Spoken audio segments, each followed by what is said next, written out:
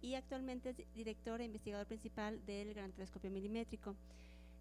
Obtuvo su doctorado en astrofísica por la University of Central Lancashire de Inglaterra. Ha sido profesor invitado en universidades de diferentes países como Estados Unidos, Alemania, Reino Unido y Francia. Sus principales líneas de investigación son astronomía y la instrumentación milimétrica, la formación y evolución de galaxias y los núcleos activos de galaxias. También la cosmología observacional y los cúmulos de galaxias, y ahora nos viene a platicar justamente de cómo está el Gran Telescopio Milimétrico actualmente. Gracias. ¿Me escuchas bien con este? Sí, sí. Ok. Bueno, realmente es un placer por estar aquí con ustedes el día de hoy, y me gustaría platicarles sobre el estatus actual del Gran Telescopio Milimétrico. La buena noticia inmediatamente es que el telescopio está completo a nivel 100%, es un telescopio de 50 metros, tiene todos los actuadores instalados, tiene una superficie activa, también reemplazamos los otros sistemas ópticos como el espejo secundario y el hexapolo. Entonces el GTM tiene mucho más desempeño en principio en comparación con el telescopio anterior, el telescopio de 32 metros. La razón que no empezamos todavía el programa científico es simplemente por la falta de la alineación de la superficie. Estamos en el proceso actualmente de alinear los 180 segmentos para darles un telescopio competitivo, alineado, y un telescopio realmente con un desempeño a nivel mundial. Entonces voy a empezar con una breve introducción a por qué el GTM, cuál es la importancia de la astronomía milimétrica. Entonces, si consideramos el fondo extragaláctico, the extragalactic background light, toda la radiación, los fotones que estamos recibiendo de todos los objetos en el universo durante toda la historia del universo, podemos detectar o medir la radiación o la energía de todas las estrellas, planetas, galaxias, agujeros negros, cúmulos de galaxias, todas las fuentes astronómicas. Y aquí tenemos la energía, es este. Tenemos la distribución de energía desde los rayos gamma, rayos X, la ultravioleta, óptica, infrarrojo, milimétrico y el radio. Si no consideramos la radiación del fondo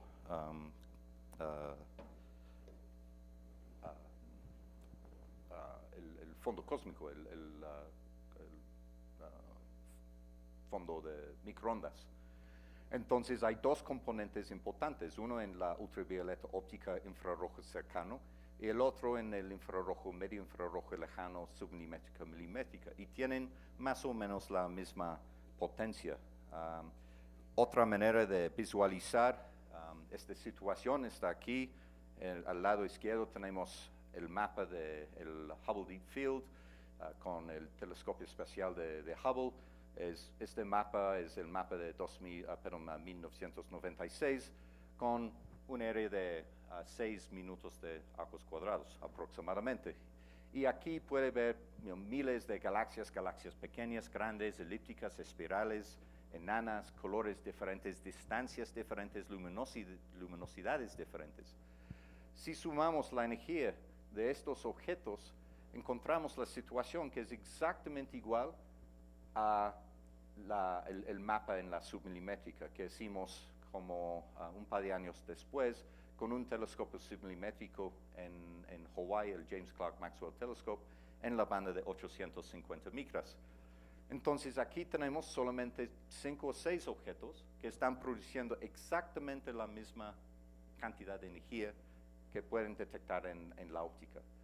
Aquí es también una situación importante en que no podemos ver los contrapartes de estos objetos en este mapa. Entonces, estos objetos son galaxias en el universo muy lejano, son galaxias obscurecidas, galaxias luminosas formando estrellas con una tasa de 100 a 1000 o más veces la tasa de formación estelar en nuestra galaxia.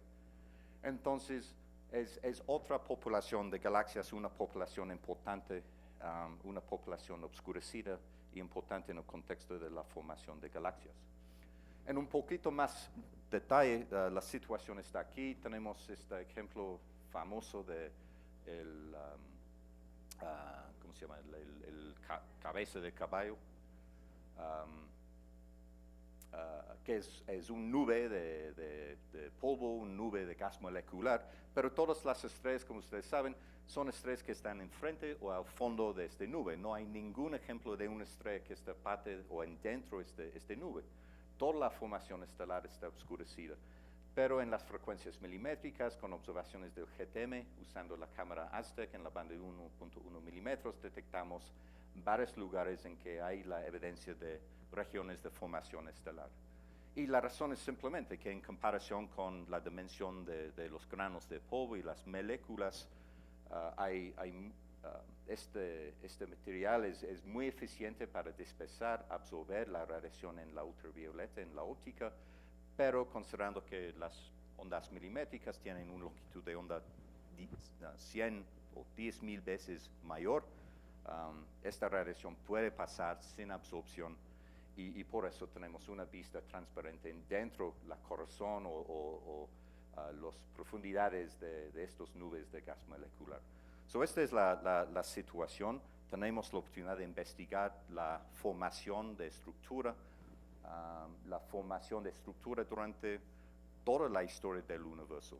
So, el caso científico en general del GTM, como los otros telescopios milimétricos, es la formación y evolución de estructura en el universo, hablando de la formación del medio interestelar, la formación de planetas, estrellas, galaxias, cúmulos de galaxias.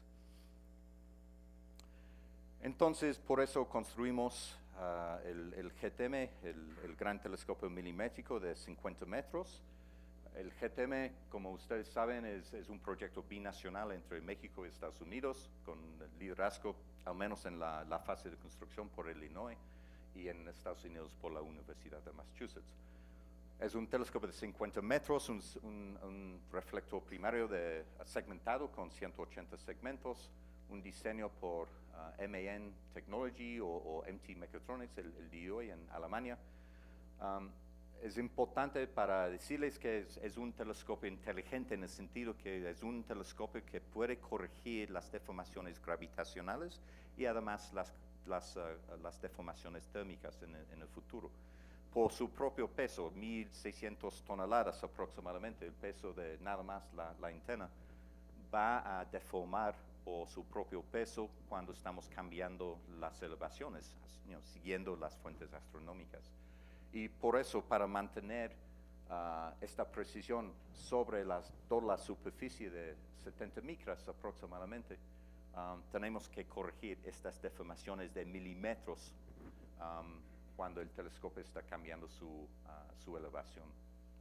Entonces, como un telescopio milimétrico, el rango de longitud de onda es 4 milímetros hasta 1.1 milímetros. Esta es la situación el día de hoy, pero hay oportunidades para subir la frecuencia de operación hacia la región submilimétrica y además para bajar la frecuencia hasta como 40 GHz, 7 milímetros, si hay interés, si ustedes tienen la motivación o la justificación para construir la instrumentación para operar en estas nuevas frecuencias. Entonces, una resolución angular en este rango de longitudes de onda de 5 a 18 segundos de arco. Un campo de visión relativamente pequeño, 4 minutos de arco, pero hay la oportunidad de modificar el espejo secundario, mover su posición, construir otro espejo secundario en el futuro, si hay la justificación y abrir el campo de visión. Entonces, a partir de 2014 empezamos un programa científico con riesgo compartido, con el GTM de 32 metros, usando nada más la parte interior del reflector primario, y el día de hoy estamos haciendo las pruebas de funcionamiento del GTM. de 50 metros, el GTM completo. En el contexto de los otros telescopios milimétricos, el GTM es el telescopio milimétrico más grande del mundo, considerando que es un telescopio diseñado para operar en la banda de 1.1 milímetros. Hay otros telescopios más grandes, por ejemplo Effelsberg o el GBT, pero estos telescopios no pueden llegar a la banda milimétrica, a la longitud de onda de un milímetro, 270, 300 gigahertz, y tampoco en la submilimétrica. Por la operación en la banda de 1.1 milímetros, el GTM es el telescopio de un solo plato más grande del mundo. Está construido en la cima de Citlaltépetl, es el volcán Sierra Negra, con una altura de 4.600 metros. Y la razón para construir un telescopio submilimétrico en montañas tan altas es por la transparencia atmosférica. Con un telescopio como el GTM necesitamos no solamente el tamaño físico, pero unas condiciones atmosféricas suficientes para recibir la radiación astronómica o la radiación de las fuentes astronómicas en estas bandas. Entonces, en las montañas más altas del mundo generalmente son los lugares más secos, o los lugares más fríos también son lugares muy secos, considerando la cantidad de vapor de agua.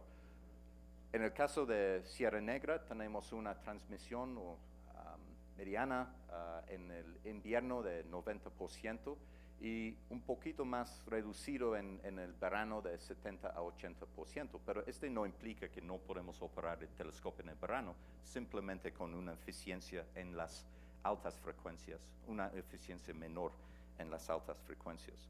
Pero en el invierno, seguramente este sitio es un sitio que puede justificar una inversión para mejorar el GTM y convertir el GTM por algunos proyectos a un telescopio submilimétrico, no solamente un telescopio milimétrico. En 2013 invitamos a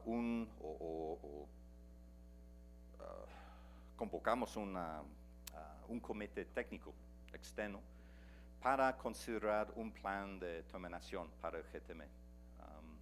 Encontramos la situación en 2013 en que el GTM tenía varios problemas en su desempeño, en la construcción de la antena o en el reflector primario y otros sistemas ópticos, y por eso escribimos una propuesta o un plan de trabajo por la consideración de este comité que ellos aprobaron en noviembre de 2013, y enviamos esta misma propuesta a CONACYT por su consideración, y CONACYT aprobó la propuesta para terminar el proyecto, que tenía cuatro puntos importantes. Primero, la expansión del reflector de 32 metros a 50 metros, el diseño y fabricación de un nuevo sistema activo de control para corregir las deformaciones térmicas y gravitacionales, y además para reemplazar el espejo secundario de su hexápodo para iluminar el telescopio completo.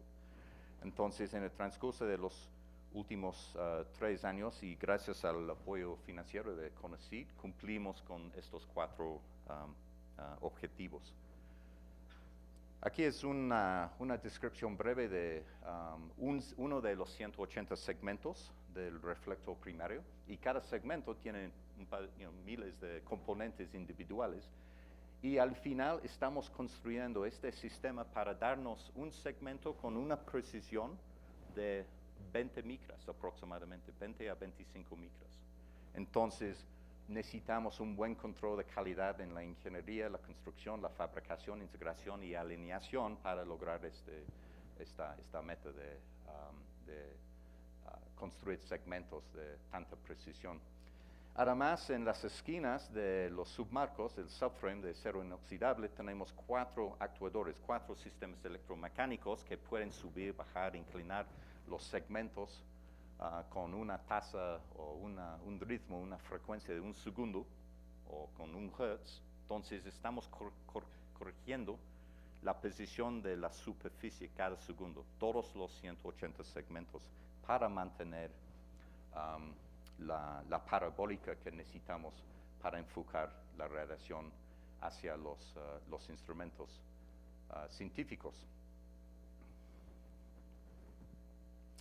Entonces, tenemos las mediciones para demostrar que el sistema activo de control está funcionando bien. Aquí es la ganancia, básicamente el desempeño del plato principal, el reflector primario, como una función de elevación. Y tenemos una diferencia de aproximadamente más o menos 5%, sobre todo el rango operativo de elevación, 20 grados de elevación hasta como 80, 85 grados.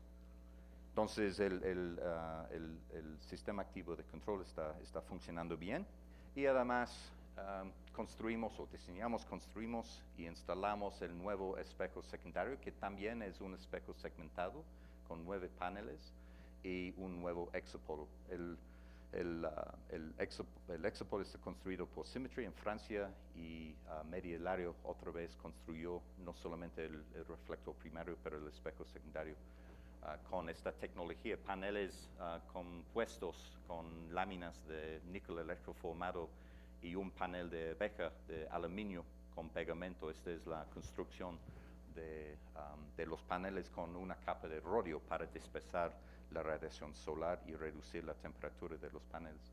Entonces aquí está el nuevo espejo secundario instalado con el hexapolo abajo, con la responsabilidad de mover en 3 ejes para enfocar el telescopio y un shroud, un cubierta o algo para cubrir y prevenir la acumulación de hielo. Entonces, el día de hoy,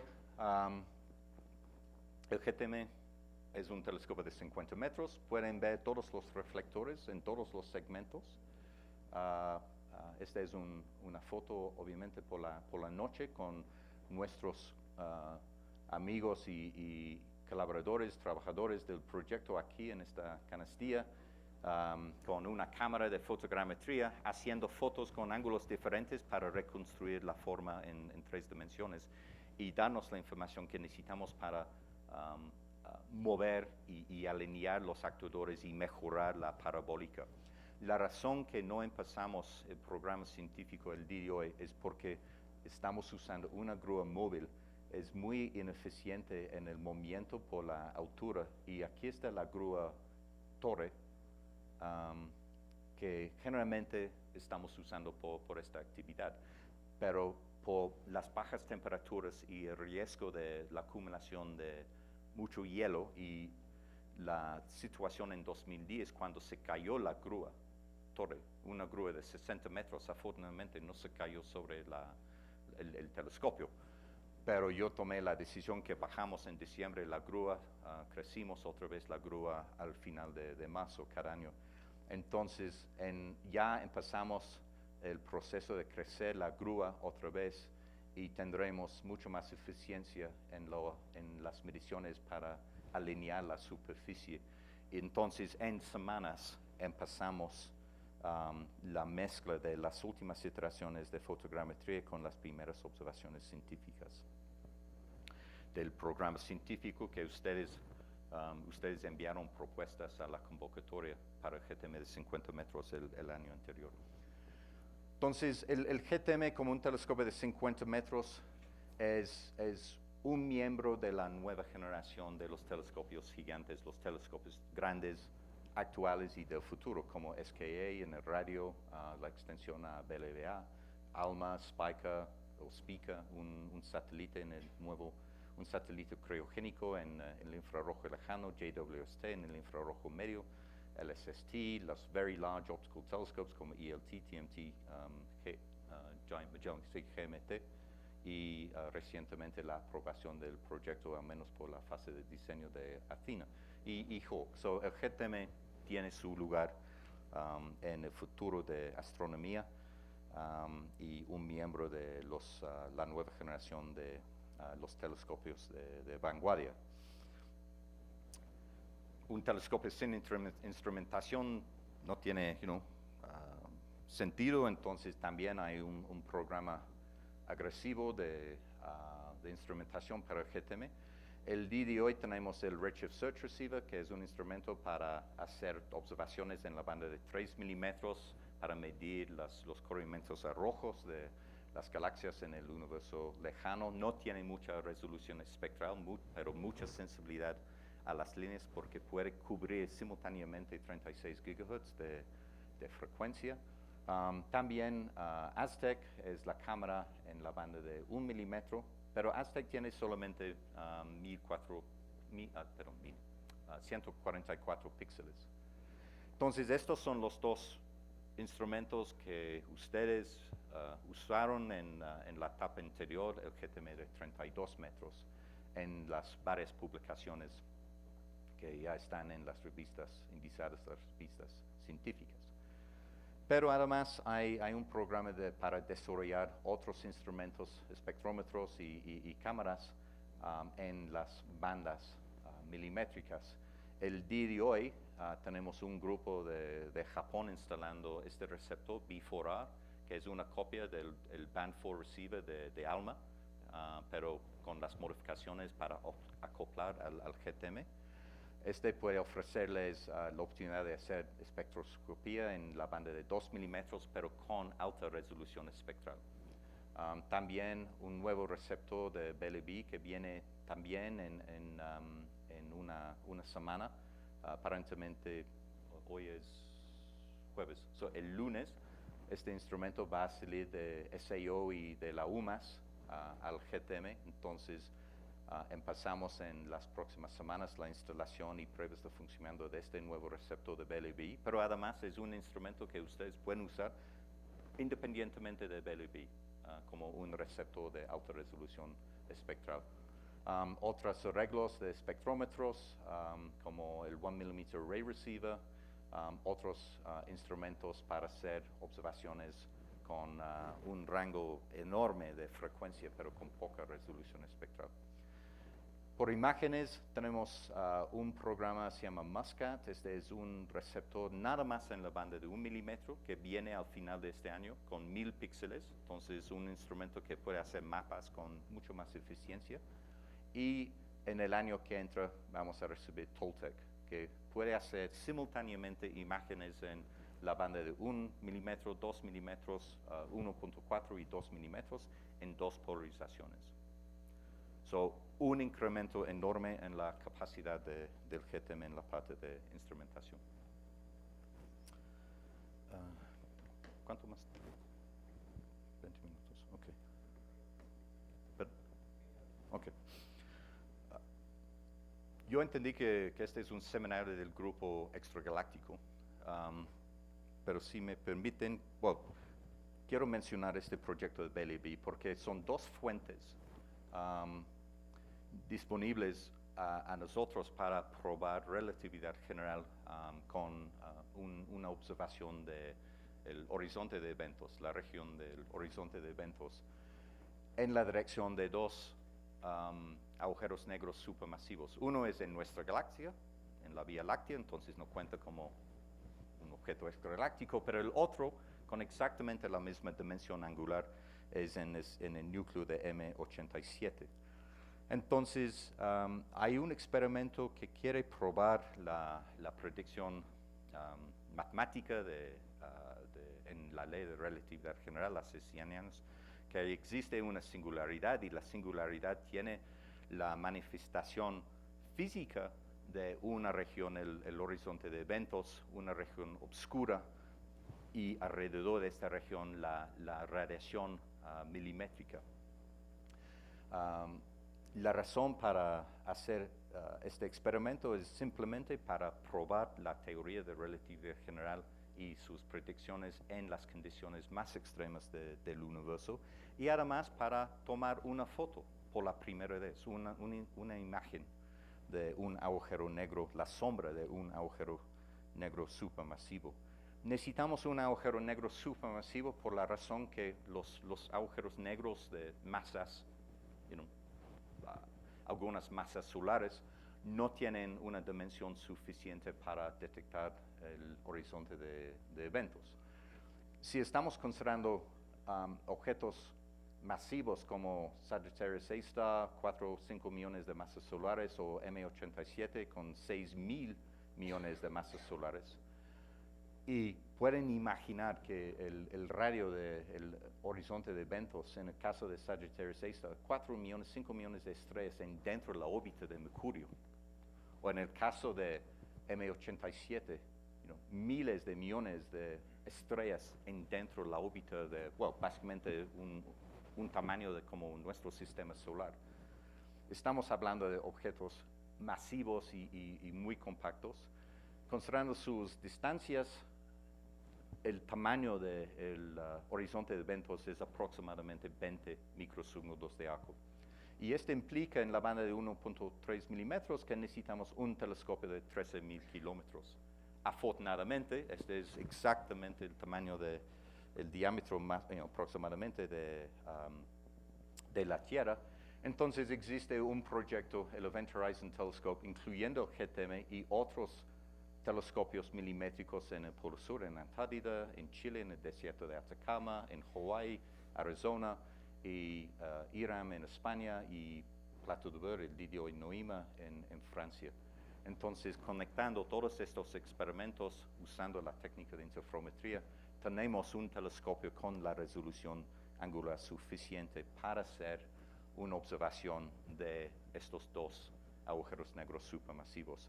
Y esperamos que en los meses siguientes vamos a recibir la primera indicación o los primeros resultados del experimento en el año anterior. Hicimos observaciones con el GTM en su formato de 32 metros en abril 2017. Empezamos otra iteración de este mismo proyecto en el 17 de abril 2018.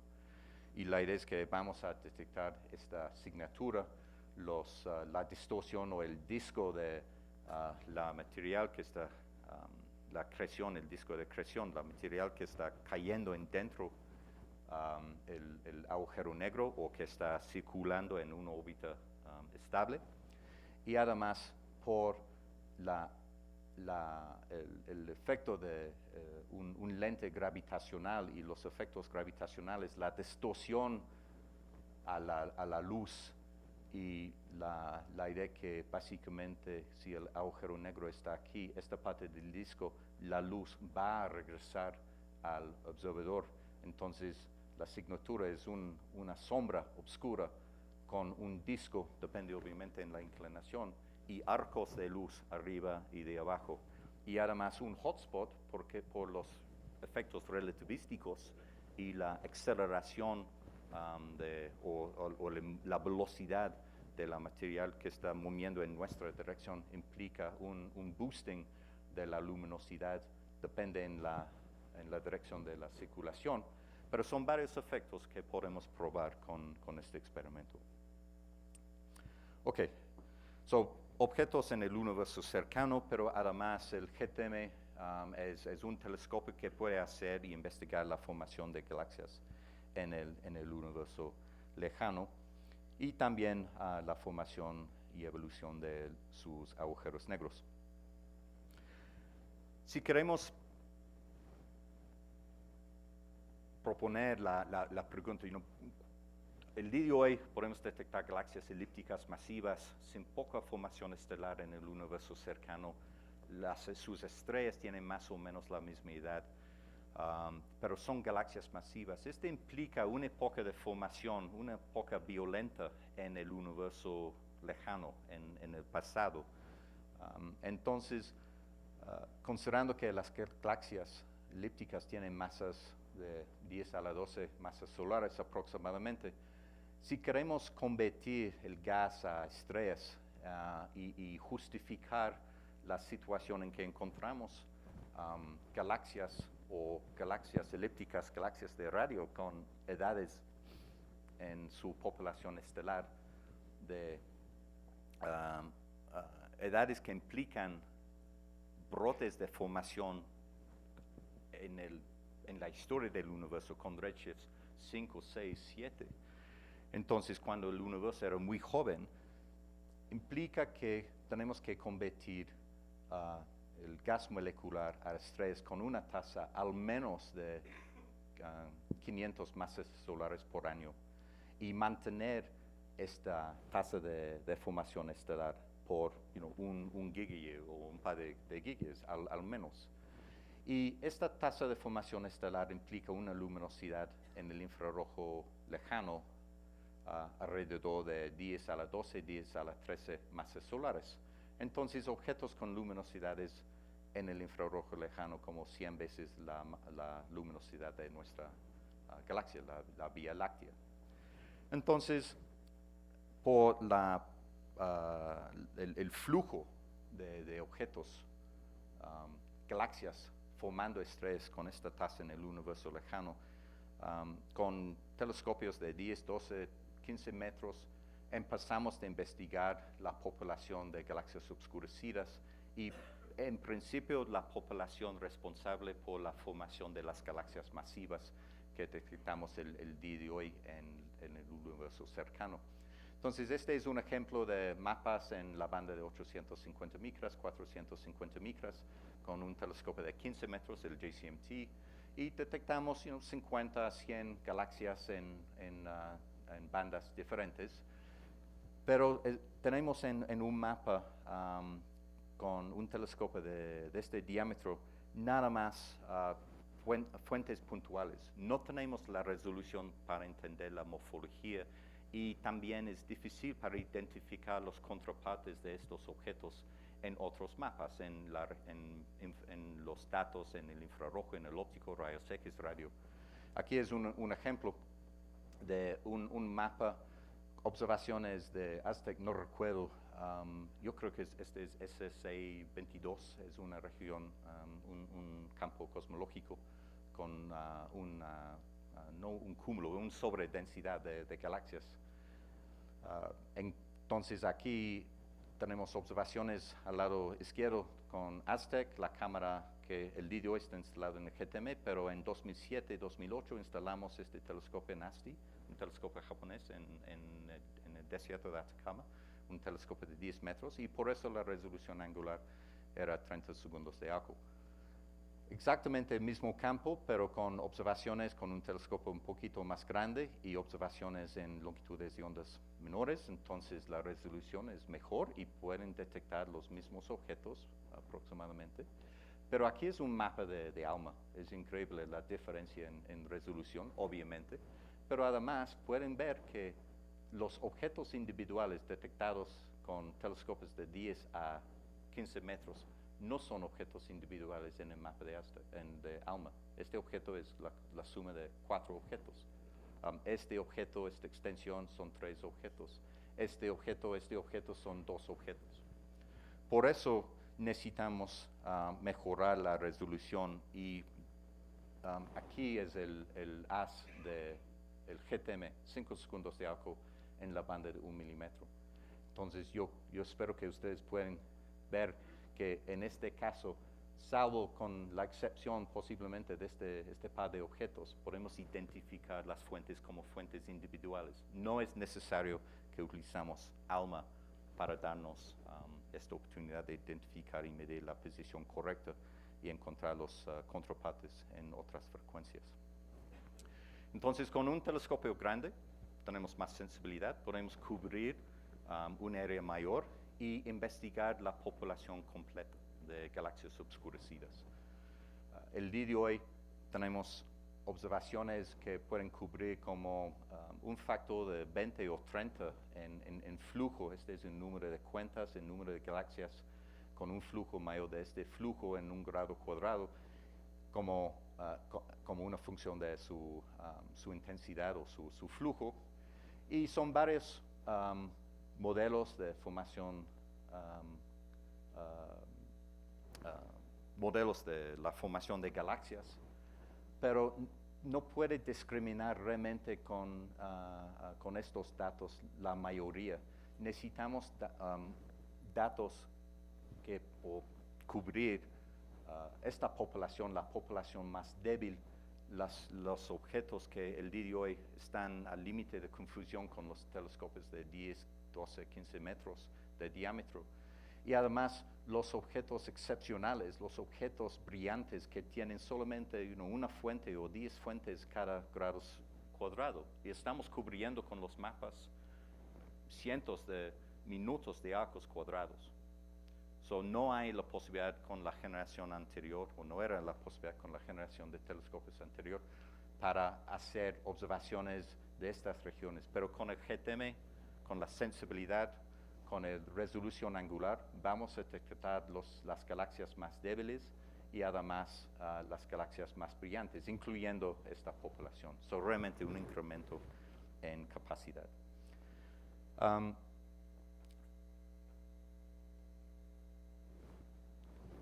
La razón que tenemos acceso al universo lejano es por la corrección K.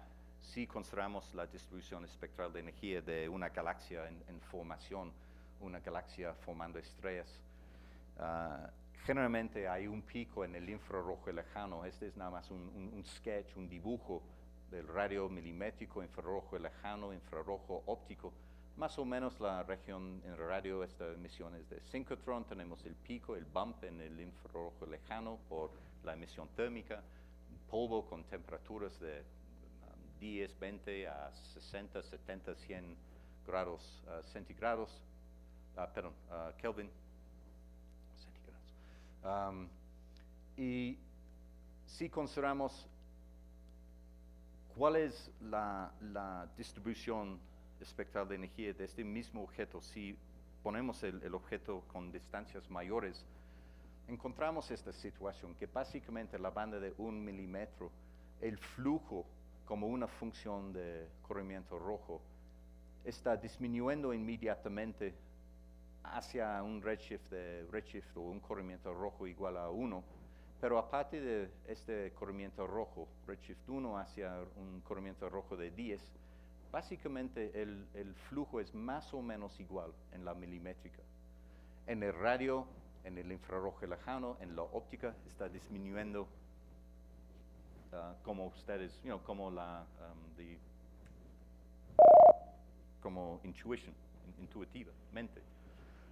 Pero en la milimétrica tenemos esta situación en el beneficio de las observaciones. Básicamente es igual la detectabilidad o factibilidad de hacer una detección a redshift 1, redshift 2, redshift 6, redshift 10, por un objeto con la misma tasa de formación estelar.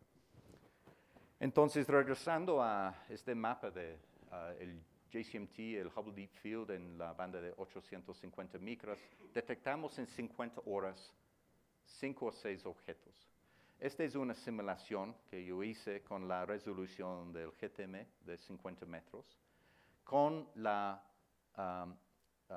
una profundidad, con el mismo tiempo de integración. Y este también es 6 minutos de arco cuadrado, el mismo área, pero en 50 horas podemos llegar a una profundidad mayor y implica que en lugar de 5 objetos estamos detectando solamente en esta región como 100 objetos. Pero esta no es la comparación correcta, porque el GTM puede cubrir en el mismo 50 horas un área más grande y esta es la comparación. Esta región es solamente el mismo tamaño aquí con 100 objetos, pero este es el mapa de 50 horas, cubriendo un medio grado cuadrado. Son estructuras grandes, la estructura, filamentos, huecos, solamente en 50 horas y 25,000 objetos en comparación con 5 objetos.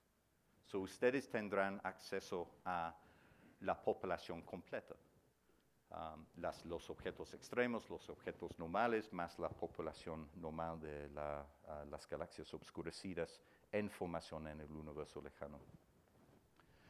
Regresando a esta comparación de Aztec, NASTI, el JCMT y ALMA, yo les mencioné que podemos identificar las fuentes en estos mapas como fuentes individuales.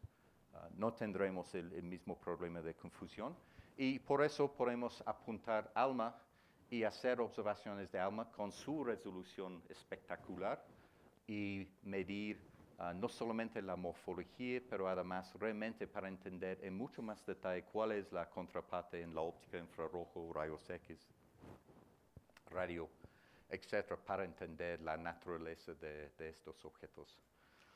El GTM y ALMA seguramente tendrán una oportunidad de buscar colaboraciones fuertes entre nuestra comunidad científica mexicana y la comunidad internacional de ALMA.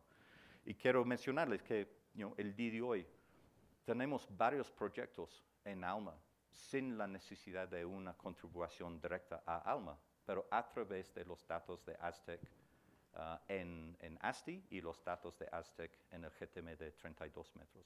Entonces estoy seguro que no solamente en proyectos extragalácticos, pero en todos los proyectos del GTM hay oportunidades para fortalecer o formar y luego fortalecer colaboraciones entre GTM y la comunidad de ALMA.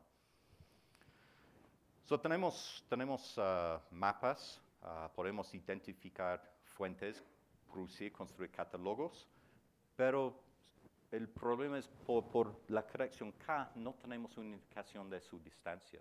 Un objeto más débil no es necesariamente un objeto más lejano, es solamente un objeto con una luminosidad menor. Tenemos que medir el corrimiento rojo y construir la distribución de estos mapas en 3 dimensiones. Por eso necesitamos acceso a las líneas de gas molecular. Entonces hay líneas de SEO, de SEO, que pueden apoyarnos en la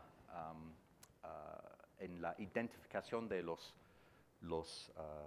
corrimientos rojos. Aquí está un ejemplo con varias transiciones diferentes de SEO, SEO 2 a 1, 3 a 2, 4 a 3, 5 a 4.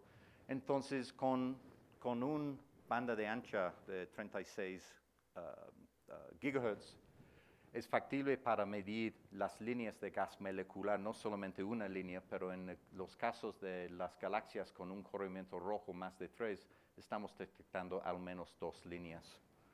Entonces, con los redshifts, con los corrimientos rojos más los flujos, podemos calcular las propiedades físicas, luminosidades, masas de gas, masas de polvo, tasas de formación estelar, su etapa de evolución. Entonces también, considerando que podemos detectar las galaxias extremas, luminosas, galaxias magnificadas, con la corrección de la magnificación, que puede ser 10 a 20, 30, 40, hay ejemplos de esta magnitud, estamos reduciendo la luminosidad de detección hacia las galaxias o las luminosidades normales.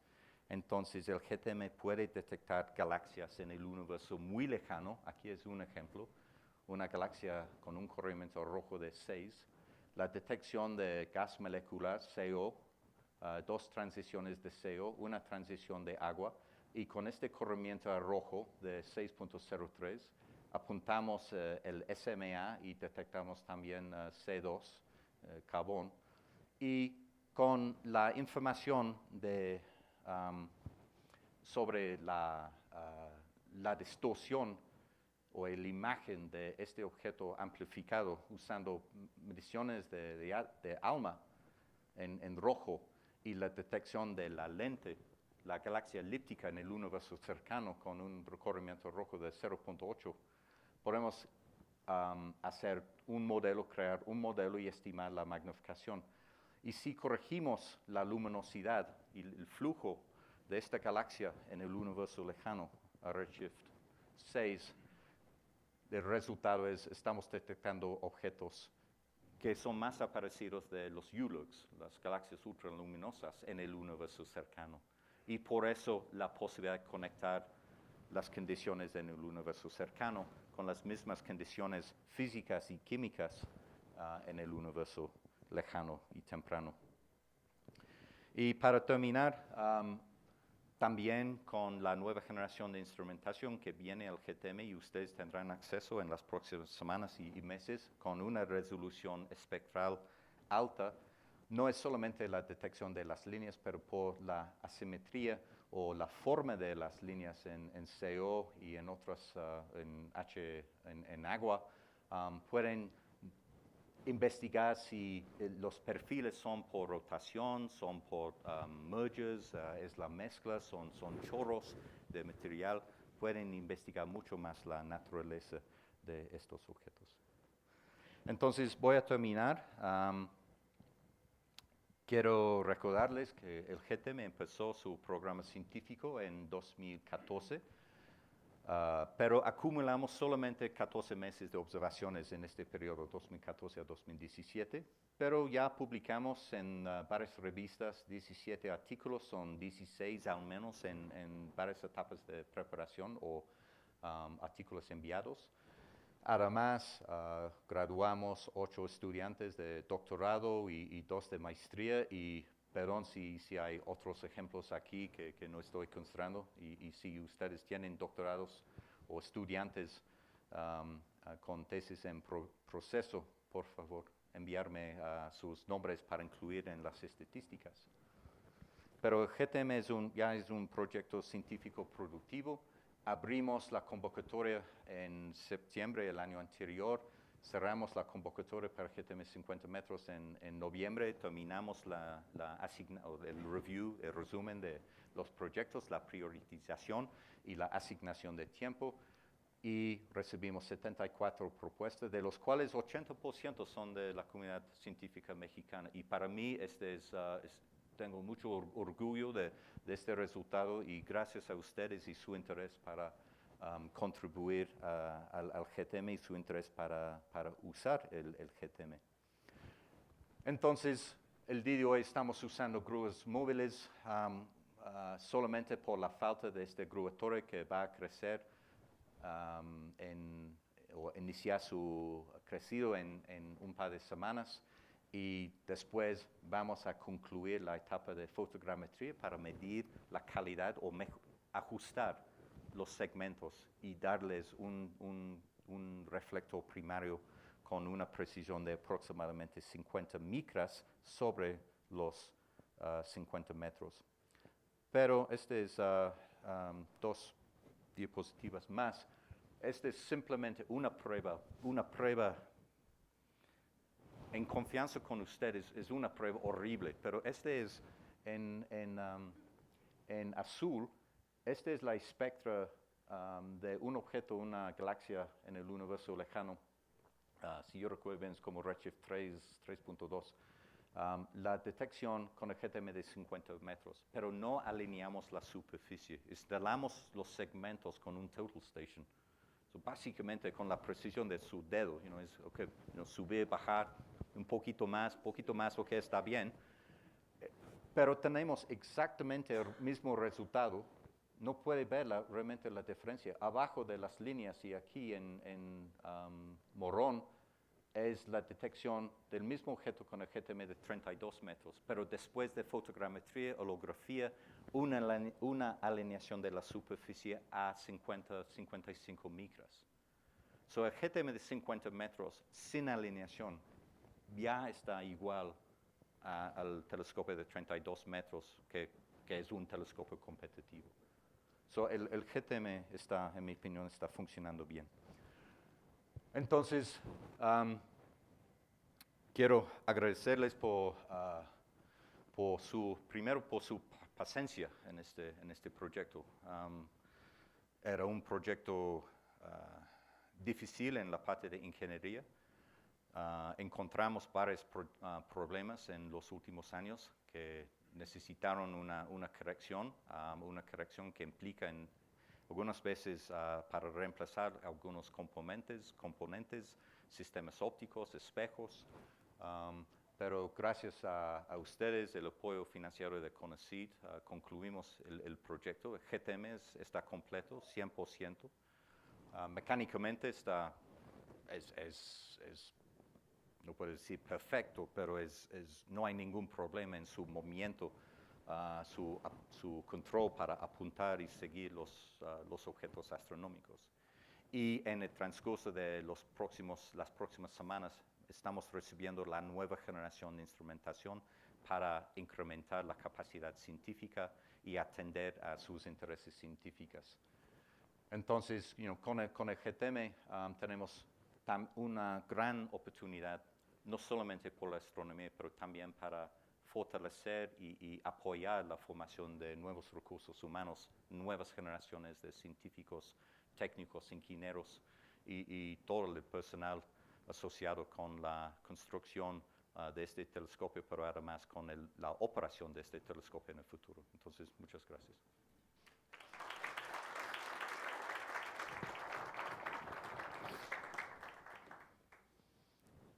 Muchas gracias, David. ¿Preguntas?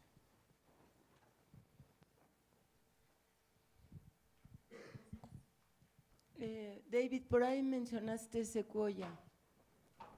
¿Cuál es el estado de...? Yo hablé con Pete Schlupp esta mañana y me hizo su compromiso que el próximo lunes, el 19, ellos van a enviar a México este instrumento, como un instrumento completo y además con todas las pruebas terminadas en el laboratorio de la UMass. Entonces realmente es nada más la instalación. El sistema óptico ya está instalado en el GTEM, tenemos los espejos y las monturas. Estamos esperando nada más el front-end y back-end, pero viene. Sí, has mostrado bastante, esta simulación tan interesante en la que muestras cómo puedes competir con Scuba en área a un determinado tiempo de integración para mostrar galaxias a alto RESIF, básicamente.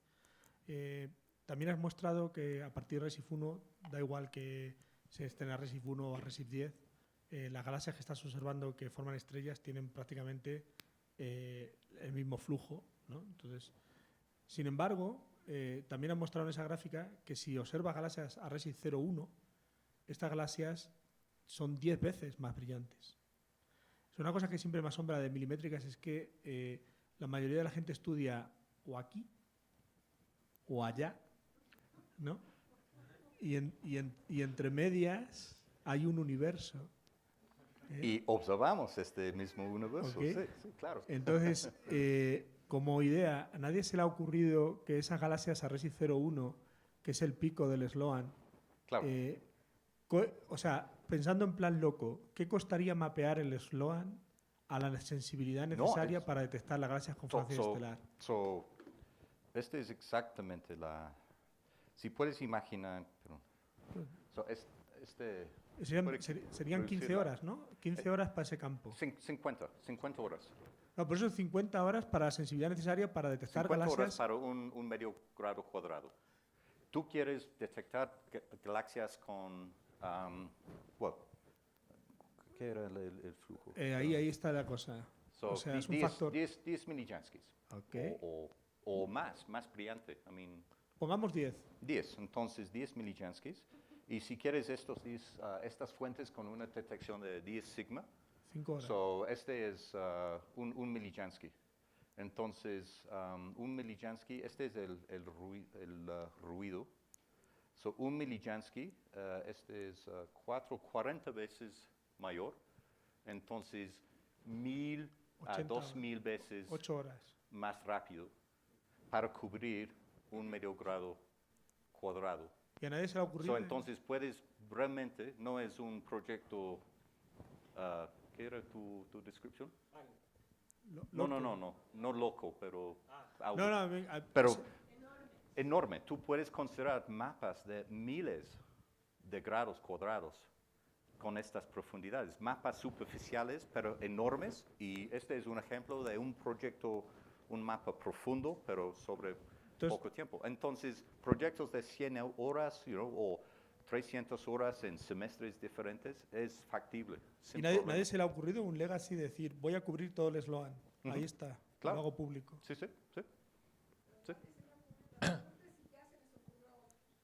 ¿Perdón? Si se le ha ocurrido a otro, no lo lanzo, pero si a nadie se le ha ocurrido, aquí lo lanza a todo el mundo. ¿Por qué no agarramos este maravilloso telescopio y cubrimos todo el Sloan y damos los datos de un milimétrico? La cantidad de serendipity que se va a encontrar ahí es enorme. Claro.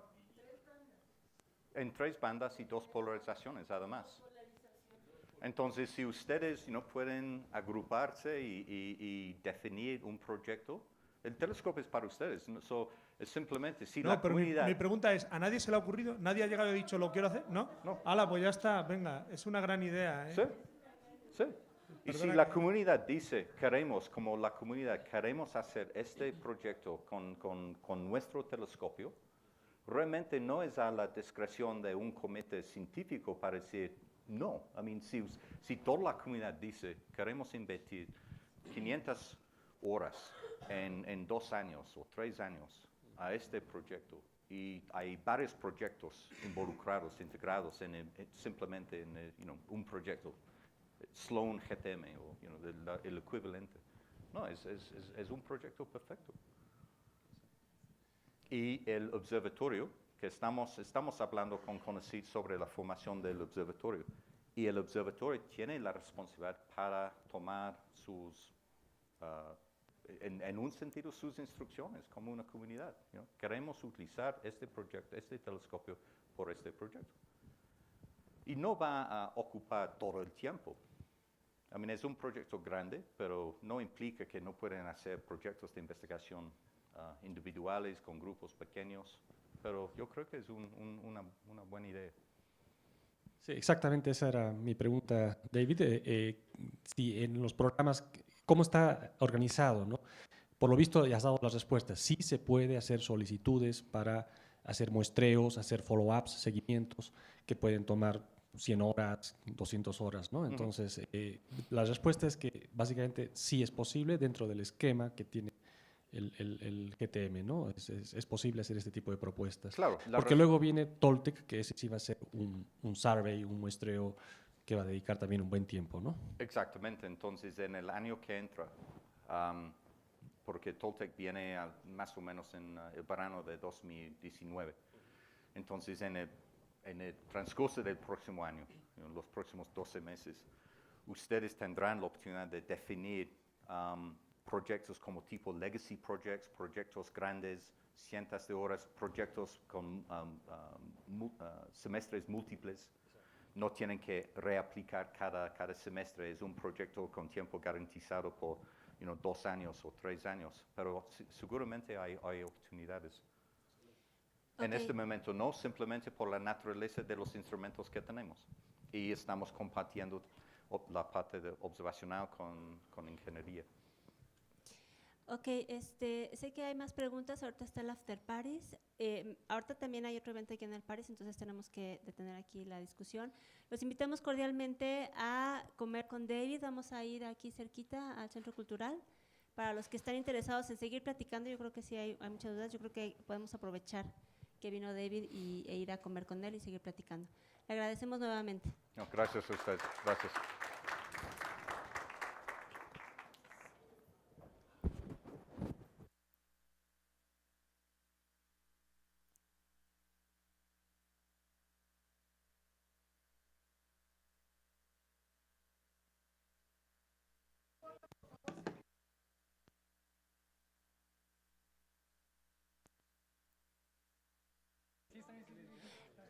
Los que estén interesados en ir a comer, nos vamos a ver a la 1:45 en la salida, por favor.